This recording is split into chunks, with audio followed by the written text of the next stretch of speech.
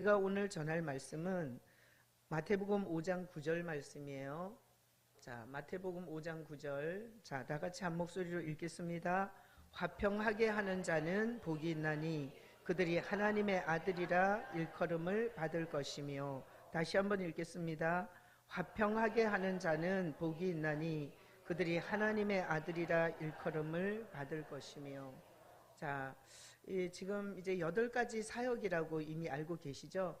예, 그래서 팔복이 아니라 산상수훈이고, 그리고 팔복이 아니라 예수님의 8가지의 사역이라고, 산상수훈이 아니라 율법 완성이고, 자, 이렇게 해서 이제 예수 북예를 하고 있는데, 제가 오늘 저녁에 제가 이제 전할 본문은 이게 마태복음 5장 9절인데, 화평하게 하는 자는 복이 있나니 그들이 하나님의 아들이라 일컬음을 받을 것이며. 이 본문에서 여러분 이미 다 알고 계시죠? 자, 성경은 누구 얘기예요? 예수님 얘기예요. 자, 성경은 예수님을 우리에게 전하고 싶어서 하나님께서 40여 명의 저자들을 1600여 년에 걸쳐서 쓰신 거예요. 그래서 여러분이 성경을 이렇게 딱 들고 보면 예수님을 알려주고 싶어 하신다, 이렇게 목적을 가지고, 그리고 성경을 보면 하나님을 기쁘시게 하고, 그리고 바른 신앙생활을 할 수 있어요. 자, 그래서 오늘 이 화평하게 하는 자는 복이 있다라고 할 때, 이 화평하게 하는 자가 누구죠? 예수님이세요. 그래서 예전에는 우리가 이제 예수 부흥회를 하고 예수님 관점으로 성경을 보지 않을 때는 화평하게 하는 자가 누구여야 돼요? 나여야 돼요. 나. 그래서 성경을 읽으면서 화평하게 해야지, 화평하게 해야지, 오늘도 남편하고 싸웠구나 이러면서 나는 화평한 자가 아니야, 주여 화평을 주는 자가 되겠습니다, 뭐 이런 식으로 신앙생활을 했어요. 그러니까 우리가 좀 더 이것을 아주 구체적으로 보면 이단이에요. 이단이 뭔가 하면 하나님이 쓰신 목적과 그리고 하나님의 뜻에 어긋나게 해석하는 게 이단인 거죠. 자, 우리나라에 이단이 많은데 이단들은 성경 해석을 잘못해서 이단이 된 거예요. 우리가 지금 신천지도 이단이고, 통일교도 이단이고, 어머니 하나님도 이단이고, 구원파도 이단이고, 여호와의 증인도 이단입니다. 그러니까 그들이 왜 이단이냐? 성경을 쓰신 목적대로 해석하지 않아서 이단이 된 거예요. 난 여러분들이 성경을 목적대로 보시고 성경을 목적대로 해석할 수 있는 여러분 되시기를 축복합니다. 자, 하나님은 성경을 목적대로 보고 목적대로 해석할 때 복은 저절로 주는 거예요. 그러니까 성경을 목적대로 안 보고 목적대로 해석하지 않고 밤낮으로 복을 달라고 빌어봐야 복 줘요, 안 줘요? 안 줘요. 그래서 복은 저절로 오는 거고, 하나님의 성경을 바로 해석하는 것은 굉장히 복된 일입니다. 그래서 여러분들이 이 푸른 사랑교회를 다니면서 담임 목사님이신 남근영 목사님을 통해서 예수 중심의 성경을 해석을 듣고, 그리고 예수 중심으로 성경을 볼 수 있는 자리에 계신 것 자체가 얼마나 큰 복을 이미 받은 것입니다. 여러분들이 이 복됨을 누리시고, 그리고 이렇게 이렇게 여러 가지 프로필로 자랑하는 교회에 현혹되지 마시고, 예수님 설교를 꾸준히 들으면서 하나님께서 그 예수님을 통해서 주시는 분복이 무엇인지들을 경험하시고 열매 맺으셔서 만천하의 영광의 통로들이 되시기를 예수님의 이름으로 축복합니다. 아멘. 자, 보세요. 자, 오늘 화평케 하는 자는 누구라고요? 예수님이세요. 자, 화평케 하는데 예를 들어서 제가 한번 생각해 봤어요. 저희 엄마 아버지는 이게 학력 차이가 굉장히 많으셨어요. 아버지는 성균관대 국문과를 다니다가 이제 지금 만약에 살아계시면 90이 넘었을 거예요. 우리 아버지가 79세에 돌아가셨는데, 우리 아버지는 성균관대, 그때 당시 그 옛날에 성균관대 국어국문학과를 다니면서 그 이어령 박사나 이런 분들하고 같이 동기가 된 이런 분이었어요. 그러니까 굉장히 공부를 많이 하시는 분이었고, 우리 할머니가 우리 아버지를 이제 장가를 보내려고 그때 당시는 시어머니 마음에 들어야 되니까, 그래서 이제 이 며느리를 찾아서 이제 다닌 거예요. 그러다 어느 우물가에서 아주 조신한 아가씨를 만난 거예요. 근데 너무 아가씨가 이렇게 인상도 좋고 그러니까 우리 할머니가 저 여자를 며느리로 삼아야 되겠다 그래가지고 우리 엄마를 찍어서 초등학교도 안 나오신 우리 엄마하고 대학을 나오신 우리 아버지하고 결혼을 했어요. 그러다 보니까 부부가 이게 소통이 잘 되겠어요, 안 되겠어요? 이게 잘 안 돼요. 그러니까 엄마 아버지가 이렇게 소통이 잘 안 되고 그리고 또 아버지가 또 이렇게 살아가면서 여러 가지 어려움들이 있었는데 그런 어려울 때마다 아버지가 굉장히 많이 화를 내셨어요. 그래서 제가 어렸을 때 엄마 아버지가 화목했냐? 화목하지 않았어요. 그래서 어린 시절에 굉장히 되게 불안했습니다. 아버지가 밖에 나갔다 들어오면 불안한 거예요. 언제 화를 낼지 모르겠고 언제 또 엄마를 이렇게 막말로 이렇게 언어적 폭력을 할까 이런 불안들이 굉장히 있었어요. 그래서 제가 본 엄마 아버지는 화목하지 않았어요. 그런 환경에서 살다 보니까 저 자신도 나 자신하고 화목하지 않았어요. 그런 불안한 상황 속에서 사니까 제가 자꾸 열등감 같은 게 생기고 그리고 내 인생에 좋은 일이 올 것이라는 기대감 같은 게 없었어요. 그리고 항상 재수가 없다. 이런가 하면 우리 집에서는 아버지가 이렇게 좀 부자셨는데 이렇게 아들 낳기를 그렇게 원하셨어요. 근데 제가 둘째 딸인데 첫째 딸 낳고 둘째 딸 제가 또 딸인 거예요. 그리고 내 밑으로 딸 셋을 더 낳았어요. 그러니까 딸을 줄줄이 5을 낳았으니 아들을 기다리는 집에서 이렇게 제가 이렇게 둘째 딸로 태어났는데 제가 생각해 보니까 내가 참 인생에 재수가 없더라고요. 왜? 그렇게 아들을 기다리는 집에 내가 그까짓 거 하나 달고 나왔으면 그까짓 게 뭐라고 그거 하나 달고 나왔으면 완전히 인생이 펴는 건데 근데 그거 하나 못 달고 나와서 우리 엄마도 엄청 하여튼 많이 눈물의 세월을 지냈고 저도 남녀 차별이 굉장히 심한 이런 걸 보면서 제 자신이 싫었어요. 그래서 내가 여자라는 게 싫었어요. 그리고 이렇게 생긴 것도 싫고 그리고 인생이 진짜 되는 일이 없는 인생이어서 제 자신을 굉장히 이게 스스로 저주하고 스스로 이렇게 부정적인 그런 생각을 하면서 살았으니 저는 제 자신하고도 화목하지 않았어요.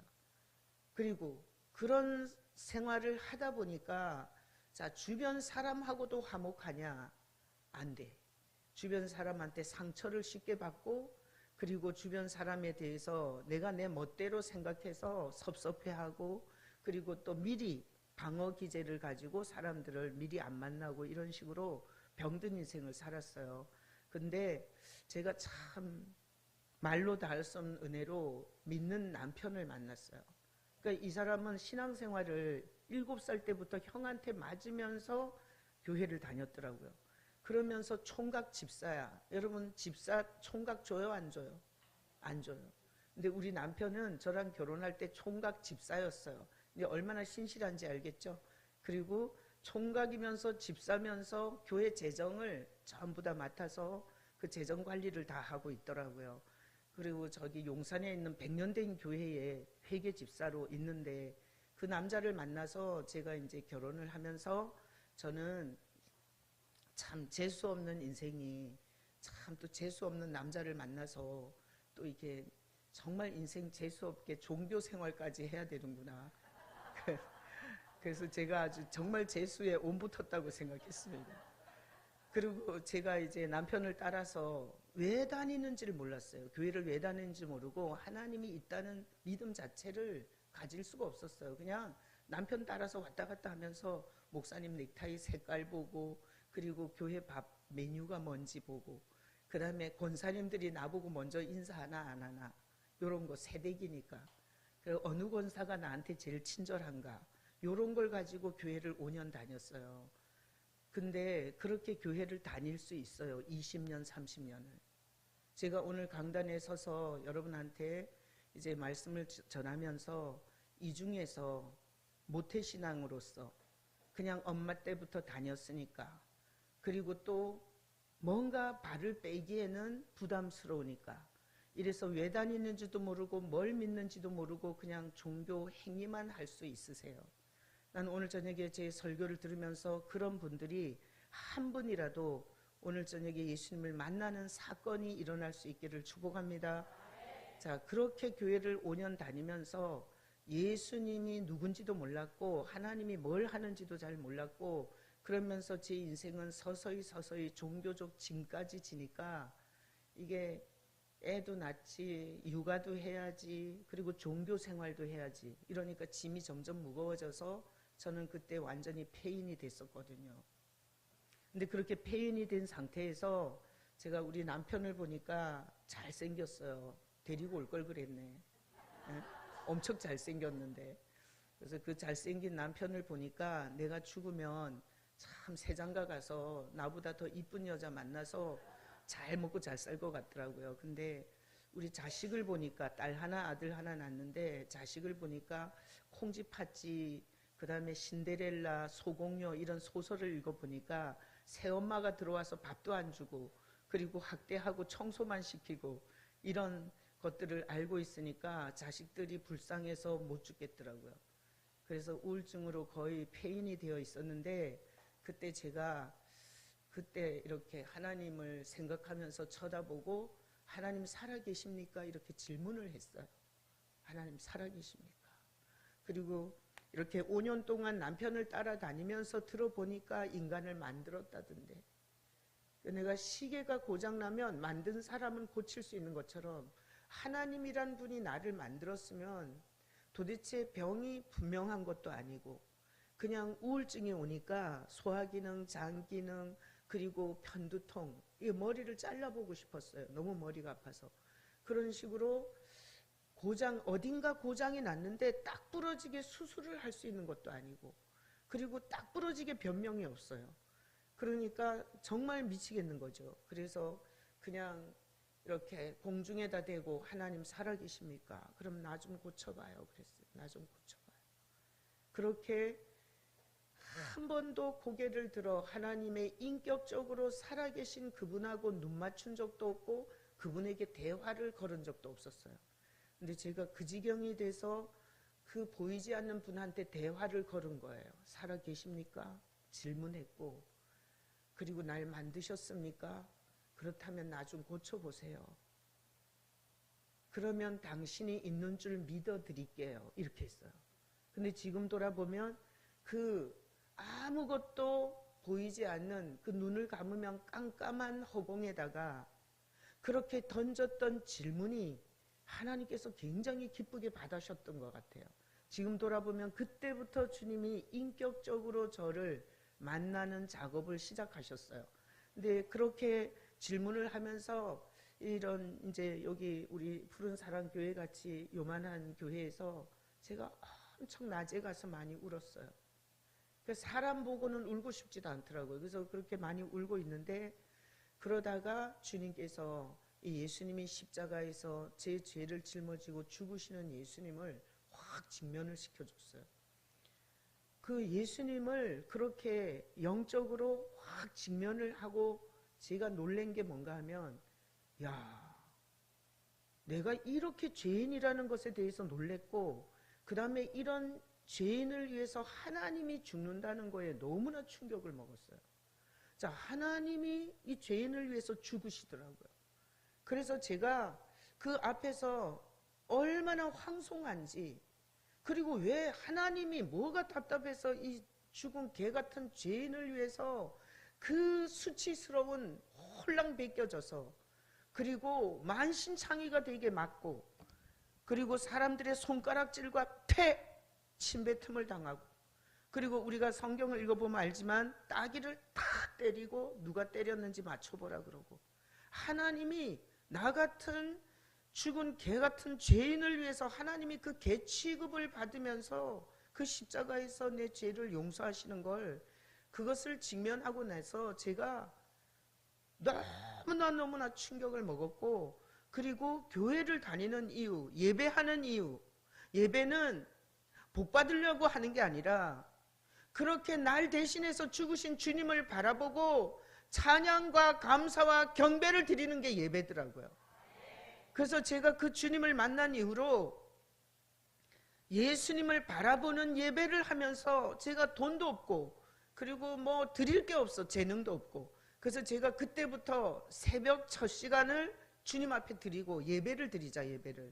그러니까 드릴 돈도 없고 재능도 없고, 그러니까 첫 시간을 주님 앞에 예배를, 찬양을 올려드리고, 그리고 주님을 기억하고 기념하는 첫 시간을 드리자.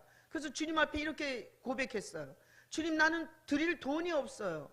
드릴 재능이 없어요. 그래서 첫 시간을, 돈은 잃었다가 다시 찾을 수 있지만 시간은 다시 돌아오지 않는데, 주님, 내가 시간을 주님 앞에 드리겠습니다. 그리고 새벽 첫 시간을, 매일 새벽 첫 시간을 주님께로 달렸어요. 그리고 주님께로 달려가서 주님을 생각해, 이렇게 눈을 감고 주님을 생각하면서 찬양을 부르는 거예요. 그리고 주님을 생각하면서 말씀을 듣고 주님을 생각하면서 대화하듯이 기도를 했어요. 그렇게 신앙생활을 하는데, 그 예수님을 만나고 나니 하나님과의 관계가 맺어지더라고요. 자, 보세요. 화평하게 하는 자는 복이 있나니 그들이 하나님의 아들이라 일컬음을 받을 것이라 그랬는데, 저는 제가 죄인인지도 몰랐고 그 죄값을 어떻게 치러야 되는지도 몰랐는데, 예수님께서 내가 죄인인 것을 보여주시면서 그 죄값을 치러주시는 예수님을 통해서 하나님이 친아버지가 됐어요. 예수님을 통해서 하나님과 관계가 맺어지는 거예요. 여러분, 이게 모든 종교는 복을 비는 거예요. 복을. 불상 앞에서 복을 비는 거야. 우리 아들 건강하게 잘 되게 해달라고. 그리고 그 무당의 작두를 탈 때도 왜 작두를 타요? 너무나 간절한 소원을 이루기 위해서 작두를 타는 거예요. 이 세상의 모든 종교는 다 종교적 열심을 가지고 자기가 뭐 받으려고? 복 받으려고. 이 세상의 모든 종교는 자기가 복 받기 위한 노력이에요. 근데 제가 예수님을 만나고 보니 예수님은 관계를 맺어주는 거더라고요. 난 오늘 저녁에 나온 여러분들이 하나님 아버지와 관계를 맺는 신앙이 되시기를 축복합니다. 하나님을 아버지라고 부른다고 관계가 맺어지지 않아요. 예를 들어서 제가 생각해 봤어요. 옆집에 너무나 인테리어한 아저씨가 살아. 우리 아버지는 맨날 술 먹고 나를 때려. 그러면 내가 옆집 아저씨한테 아버지 그럼 아버지가 돼요? 안 됩니다. 우리는 수원에서 경희대 그 정문 앞에 있거든요, 교회가. 근데 그 경희대를 이렇게 내려다보면 이런 생각이 들어요. 경희대에 그 매점에 가면 경희대 유니폼을 팔아요. 경희대가 새겨진 가방도 팔아요. 그래서 경희대 유니폼을 사 입고 경희대라고 찍힌 가방을 메고 경희대 정문을 들어가면 경희대 학생이 돼요? 아닙니다. 어떻게 경희대 학생이 되냐? 거기서 요구하는 시험을 봐야 돼요. 시험에 합당한 점수를 받아야 돼요. 그리고 교수님들의 면접을 통해서 통과가 돼야 돼요. 그러니까 하나님을 아버지라고 부른다고 아버지가 되는 게 아니에요. 하나님을 아버지라고 관계를 맺는 데는 반드시 누가 있어야 돼요? 예수님이 있어야 돼요. 그러니까 제가 보니까 모태신앙이 하나님과 관계없는 종교인들이 많아. 목회를 해보니까 어렸을 때부터 교회를 다녀. 그리고 교회 밖을 나가보지 않았어. 술을 입에 안 댔고 담배도 입에 안 댔어. 그래서 자기가 하나님이 아버지인 줄 알아. 여러분, 술 안 먹고 담배 안 피우고 교회 주일을 빼먹지 않으면 하나님이 아버지예요? 아니에요. 관계는 절대적으로 하나님의 절차와 법을 따라서 맺어지는 거예요. 그러니까 우리가 다 죄로 타락했어요. 우리가 죄로 타락했어요. 그 죄값을 치르신 예수님의 대속으로만 우리는 하나님이 친아버지가 되는 거예요. 그래서 오늘 두 번째 말씀 올려줘 보세요. 로마서 5장 10절. 자, 로마서 5장 10절. 없나요? 자, 읽어봐요. 시작. 원수 되었을 때에 그의 아들의 죽으심으로 말미암아 하나님과 화목하게 되었은즉 화목하게 된 자로서는 더욱 그의 살아나심으로 말미암아 구원을 받을 것이니라. 자, 이 말씀에 보면 우리는 하나님과 원수였어요. 원수. 죄인은 하나님과 원수예요. 하나님은 죄인을 공격해야 되고 죽여야 되고 형벌해야 되고 저주해야 돼요. 그래야 하나님이에요. 우리나라 대통령이 윤석열 대통령인데 윤석열 대통령이 자기 자식이라고 도둑놈인데 살인범인데 그냥 봐주면 공의로운 대통령이에요, 아니에요? 아니에요. 하나님은 죄인을 형벌해야 되고 죄인을 보면 저주해야 되고 죄인을 보면 모든 소유를 뺏어야 돼요. 그래야 하나님이세요. 그러니까 우리가 죄인의 상태로 있을 때 하나님은 공격적이고 원수기 때문에 죽여야 되는 원수 관계였어요. 그런데 우리의 죄를 짊어지시고 예수님께서 죽으심으로 하나님께서 그 예수님의 공로로 우리 죄인을 아들로 삼을 수 있는 거예요. 그러니까 하나님과 우리 사이에 누가 계셔야 돼요? 예수님이 계셔야 돼요. 오늘 이 말씀을 들으면서 생각해 보셔야 돼요. 하나님이 친아버지가 되려면 누가 계셔야 돼요? 예수님 계셔야 돼요. 예수님이 어디 계셔야 돼요? 자, 보세요. 우리 요한복음 1장 12절 올려주세요. 자, 우리 잘 아는 말씀 암송 시작. 영접하는 자 그 이름을 믿는 자들에게는 하나님의 자녀가 되는 권세를 주셨나니. 자, 보세요. 죄인은 하나님과 원수 관계인데 예수님이 그 죄를 짊어지고 십자가에서 대속을 하심으로 말미암아 그 예수님이 다 갚았다는 걸 증명한 게 부활이죠. 자, 그 부활하신 예수님은 없어졌어요? 살아계세요? 살아계세요. 예수님께서 이렇게 다 갚으시고 승천하시면서 보혜사 성령을 약속하시고 예수님이 영, 성령으로 우리 마음에 오시는 거예요. 자, 제가 주일학교 애들한테 얘들아 예수님을 영접해야 돼. 예수님을 영접해야 하나님의 자녀야. 요한복음 1장 12절에서 영접하는 자 그 이름을 믿는 자들이 하나님의 자녀잖아. 그러니까 예수님을 영접해야 돼. 알았지? 자, 눈 감아. 그리고 자, 눈 감고 그리고 마음에 너네 마음을 생각해봐. 그리고 예수님을 그 마음에 들어오시라고 해야 돼. 내가 이렇게 설교를 했더니 8살짜리 애가 손을 드는 거예요. 목사님, 예수님은 남자 어른이잖아요. 나는 어린애고 그 남자 어른이 자기 속에 들어오면 자기는 터져 죽는다. 그러니까 얘는 개념으로 생각한 거예요? 실제로 생각한 거예요? 실제로 생각한 거예요. 여러분, 육신을 입고 오신 예수님은 우리 속으로 들어올 수 있어요? 없어요? 못 들어옵니다. 예수님이 키가 얼마인지 정확하게 잘 모르겠지만 우리 여기 앞에 찬양하는 자매 같은 경우에 그래도 남자니까, 그렇죠? 그 자매가 예수님보다 작을 거야. 육신을 입은 예수가 들어오면 자매는 터져 죽어요. 육신으로 죄 지었기 때문에 육신을 입고 온 하나님께서 육신의 죄를 짊어지고 십자가에서 대신 죄를 갚으신 거예요. 그걸 다 완성하시고 승천하신 후에 내가 가는 것이 유익이다. 내가 가면 다른 보혜사를 너에게 보내겠다. 성령께서 예수 그리스도의 영이 우리 마음에 오시는 거예요. 그러니까 예수 그리스도의 영이 우리 마음에 오면 자, 하나님을 저절로 아버지라고 부르게 돼요. 아버지. 그래서 저는 육신의 아버지 돌아가셨거든요. 근데 하나님이 친아버지라는 게 얼마나 마음 저미게 감사한지 몰라요. 하나님 아버지. 이렇게 그 아버지, 우리 아버지도 살아계실 때 공부시켜주고 시집 보내주고 아프다 그러면 약 사주고 그리고 하여튼 내가 시집가서 살면 가난했지만 우리 아버지가 부자였어요. 그러니까 시집 보내놓고도 이렇게 명절에 가면 또 용돈 찔러주고. 네, 육신의 아버지가 그랬던 것처럼 지금 육신의 아버지는 없지만 하나님 아버지가 우리 육신의 아버지가 했던 거하고 똑같이 하세요. 보호해 주시고 그리고 가르쳐 주시고 그리고 어려울 때마다 그 아버지를 쳐다보잖아요. 그러면 겁날 거 하나도 없어. 자, 예수님이 성령으로 마음에 영접된 사람은 성경 공부를 통해서 하나님을 아버지라 부르는 게 아니에요. 내 영이 저절로 하나님 아버지. 그러면 든든하고 그리고 염려, 걱정, 근심이 싹 녹아내리고 그리고 누구나 무시하면 네가 무시한다고 내가 무시되냐 이쌍. 조시는 분 깨라고 그랬어요.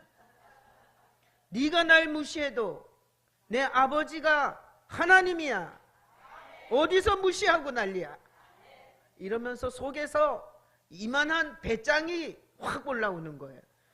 여러분, 남자들도 목회하기 힘든데 여자가 목회하다 보면 별 꼬라지 다 봐. 근데 이런 배짱과 이런 하나님의 든든함을 가지고 전 무서울 것 없이 목회하고 있어요. 자, 그러니 오늘 제가 이 화평케 하는 자는 복이 있나니 하나님의 아들이라 일컬음을 받을 것이라 그랬는데, 예수님은 하나님과 우리가 원수된 관계를 화평하게 해주러 오신 하나님이세요. 그분은 하나님의 아들이세요. 자, 아들의 영이 들어오니까 우리가 하나님의 아들이 되는 거예요. 여러분 안에 예수의 영이 있기를 축복합니다. 예수의 영이 있어서 하나님이 친아버지시기를 축복합니다. 그리고 그 하나님이 친아버지인데 돈 좀 없다고 뭘 고개를 숙이고 어깨를 떨어뜨리고 그래요. 암 좀 걸렸다고 뭘 죽을 병 걸린 것처럼 그래요. 하나님 아버지께서 그 암보다 크세요. 그리고 우리가 아무리 경제적으로 또 환경적으로 어렵다고 해도 또 살다 보면 남편도 가고 자식들도 다 보내고 혼자 외롭게 살 때 있죠.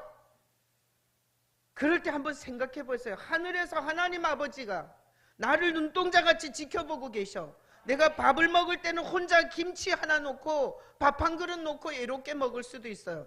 그러나 생각해야 돼. 나는 혼자가 아니야. 하나님 아버지가 보고 계시고 내 사랑하는 주님이 내 안에 계시니 내가 무엇을 외롭고 무엇을 두려워. 이렇게 하면서 하루하루를 선물처럼 주님 앞에서 감사하면서 행복하게 사셔야 돼요. 여러분, 나이가 들어도 행복하고 나이가 젊어도 행복하고 남자여도 행복하고 여자여도 행복하고, 우리가 예수님을 믿고 이 신분 하나님과의 관계가 회복되고 나면 그야말로 살만 나지 않아요? 병들어도 네가 얼만큼 아픈지 한번 싸워보자. 병이 이기냐 내가 이기냐 한번 해보자. 병이 크냐 우리 아버지가 크냐 한번 해보자. 이렇게 배짱 있게 붙어야 돼요. 별것도 아닌 것 같고 고개를 숙이고 그리고 어깨를 떨어뜨리고 마치 다 죽은 것처럼 자기가 이미 사형 선고를 내리고 그러면 안 돼요. 그래서 제가 이렇게 화평케 하는 자가 이번에 이제 여기 뭐 본부에서 하라면 하는 거예요. 뭐 지난번에 우리 회장님 교회에서는 이거 하랬다. 우리 교회 지난달에 우리 교회에서 했거든요. 우리 교회에서 했다가 그 다음에 또 여기 오니까 화평하게 하는 자, 그 다음에 의욕 박해박는 자 하라고 그래서 그냥 하는데, 와, 오늘 새벽에 주님께서 감동하시는 거예요. 가서 99명이 예수님 영접했든 말든 나는 그들 안에 들어가서 그들과 함께 하고 싶다. 여러분을 향한 메시지였어요. 그냥 영접기도 시키라고 하셨어요. 여러분, 예수에 대해서 듣는 것과 예수님을 마음으로 받아들이는 건 다릅니다. 예를 들어서 보세요. 여기 물이 있잖아요. 물에 대해서 보린물이야, 내 색깔은 노래, 이렇게 연구하는 거하고 이 물을 이렇게 마시는 거하고는 달라요. 제가 목회를 해보니까 다 알아. 성경 공부해서 어렸을 때부터 이 모태신앙이라 다 알아. 근데 예수님이 없는 쭉정이가 너무 많더라고요. 예수님 없는 쭉정이. 나는 쭉정이 빈탕 죽은 종교인이라 그래요. 하나님께서 이런 믿을 수 없는 저를 이렇게 예수를 만나게 하시고, 그리고 그 예수님 안에서 하나님이 친아버지가 된 이 관계 속에서 주님께서 풀어가시는 인생의 그 다이나믹한 은혜들을 보면서 한 사람이라도 난 예수님을 영접시키고 싶어요. 주님과 함께 사는 성도를 보고 싶습니다. 그래서 오늘 저녁에 주님께서 제가 이 말씀을 준비할 때 그곳에 99명이 나를 영접했다 할지라도 예수님이 자기 마음에 들어오셔서 함께 한다는 사실을 모르는 자를 위해서 영접할 것에 대한 마음을 주셔서 제가 지식을 전달하는 걸 원치 않고 실제로 주님이 들어가고 싶어 한다는 걸 알게 됐어요. 그래서 우리 푸른 사랑교회 성도들을 주님이 너무 사랑하는 걸 알게 됐어요. 부흥회를 다 참석하면 뭐 하겠어요? 주님이 여러분 마음속으로 들어오셔야 돼요. 들어오시면 눈물을 닦아주세요. 질병을 다스려주세요. 문제를 풀어주세요. 여러분 안에 예수님 계시기를 축복합니다. 아멘. 이 시간 눈을 감아 보세요. 다 같이 눈을 감으시고, 자, 여러분 마음이 있어요, 없어요? 있습니다. 마음이 있습니다. 우리는 마음이 어디 있는지 몰라요. 의사들이 해부를 하면 마음이 어디 있는지는 안 나와요. 심장은 나오고 폐는 나오고 간은 나오지만 마음은 안 나와요. 그러나 우리는 마음이 있다는 걸 알아요. 마음이 무거울 때가 있잖아요. 마음이 애로울 때가 있잖아요. 마음이 슬플 때가 있잖아요. 그러니까 마음은 있는 거예요. 여러분 눈을 감고, 우리 인간의 가장 부패한 곳이 마음이라고 성경이 말했어요.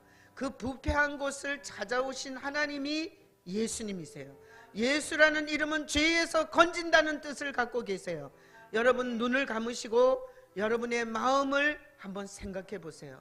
그 마음이 모태신앙이라 할지라도, 목사고 부목사고 전도사고 권사고 장로일지라도 그 마음이 혼자가 있으면 지옥 갑니다.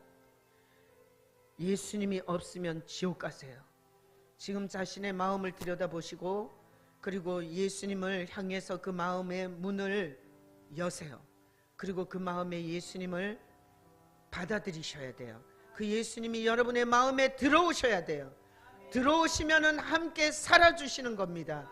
인도하시고 공급하시고 지켜주시는 것입니다. 신랑보다도 더 가까이 계시는 것입니다. 자식보다도 더 사랑하는 것입니다. 자, 이 마음을 들여다보시고 예수님을 마음에 들어와 주세요. 그렇게 마음에 예수님을 초청하면서, 자, 저를 따라서 기도 한번 하겠습니다. 하나님 아버지, 감사합니다. 예수 부흥회에 앉혀주셔서 감사합니다. 기독교는 하나님과 관계를 맺는 것인데 예수 없이는 어떤 관계도 맺어지지 않습니다. 오늘 말씀 듣고 죄인을 위해서 찾아오신, 내 죄를 대속하신 예수님을 내 마음에 영접합니다. 예수님 내 마음에 들어와 주세요. 혼자 사는데 지쳤고 혼자 짐지는데 너무 무겁습니다. 예수님 내 마음에 오셔서 함께해 주시옵소서. 내 마음을 예수님께 드립니다.